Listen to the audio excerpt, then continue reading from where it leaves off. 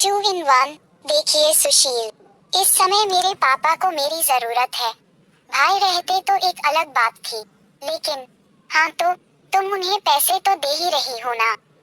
तीखे स्वर में सुशील बोला तो श्रद्धा तिलमिला उठी। पैसे दे रही हो? आपका क्या मतलब है सुशील? मैं सिर्फ आपकी पत्नी ही नहीं, अपनी माँ की बेटी भी हूँ, और बेटी होने के नाते उनकी तकलीफ में मुझे उनके साथ रहना भी जरूरी है। वो सब मैं नहीं जानता।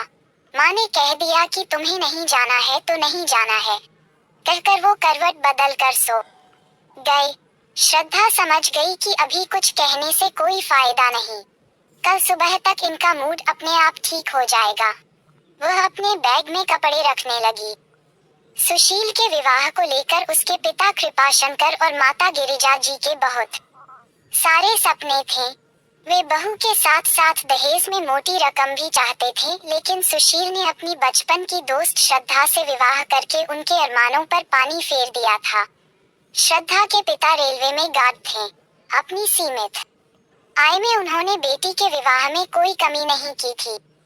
विवाह के बाद श्रद्धा ने अपना तन मन धन अपने परिवार वालों के नाम कर दिया था। वह पूरी कोशिश करती थी किसी को उससे शिकायत न हो, लेकिन उसकी सास कभी नहीं संतुष्ट होती। गाहे बेगाहे आए गए लोगों के सामने दहेज न मिलने का दुखड़ा रोने का वे एक भी मौका अपने हाथ से जाने नहीं देती थी। यहाँ तक कि उन्होंने श्रद्धा को मायके जाने पर भी रोक लगा दिया था। बेटी की खुशी के लिए उसके मायके वालों ने भी संतोष कर लिया था।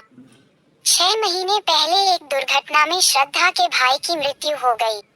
परिवार पर इतना बड़ा दुख आए तो कौन बेटी उनके साथ खड़ी न होगी।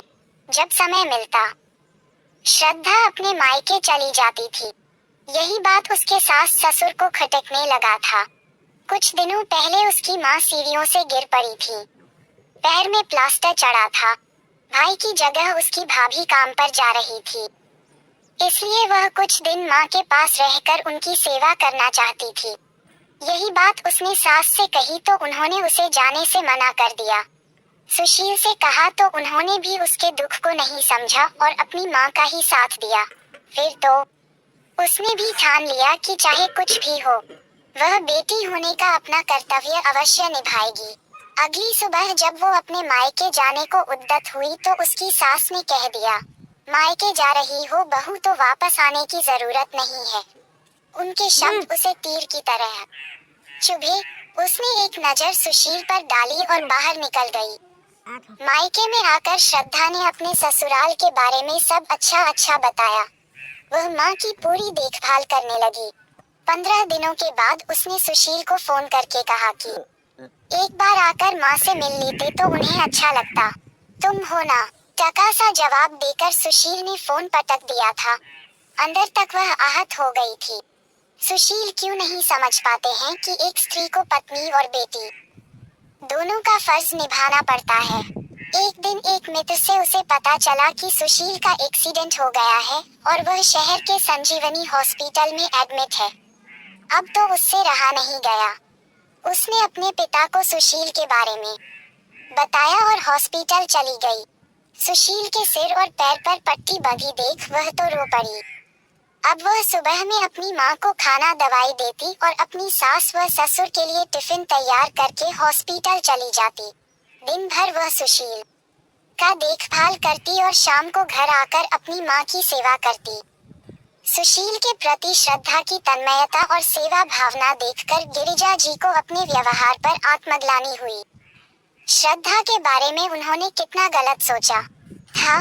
उनकी बहू तो 2 in 1 है, जो पत्नी के धर्म और बेटी के कर्तव्य को एक साथ निभाना बखूबी जानती है।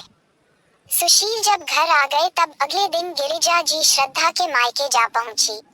सास को अचानक देखकर श्रद्धा चौंक गई। उसने पूछा, मां जी, सुशील तो ठीक है ना? हाँ, वो ठीक है। मैं तो तुमसे माफी। गिरिजा जी अपनी बात पूरी कर पाती तभी श्रद्धा की माँ आ गई। अरे आप यहाँ, सब ठीक तो है? आपसे मिलने आई हैं। माँ, श्रद्धा ने बात संभाली। जी हाँ, अब आपकी सेहत कैसी है? आप इजाजत दें तो हम अपनी बहू को ले जाएं। समधन के मुंह से अपनी बेटी के लिए बहु संबोधन सुनकर श्रद्धा की माँ की आंखें खुशी से छलछला उठी। उन्होंने कहा, आप ही की अमानत है, जब जी चाहे ले जाइए। माँ की सेवा करके श्रद्धा बेटी का फर्ज पूरा कर चुकी थी, इसलिए पत्नी धर्म का पालन करने के लिए वह अपनी सास के साथ ससुराल आ गई, जहाँ सुशील और उसके ससुर उसका बेसब्री से इंतजार कर रहे थे। उसे देखते ही सुशील मुस्कुराते हुए बोला, श्रीमती जो इन वन का हार्दिक स्वागत है। फिर तो सभी हाँ हाँ करके हंसने लगे। धन्यवाद आपका शुभचिंतक Santosh Kumar Sonkar, my YouTube at your well विशर।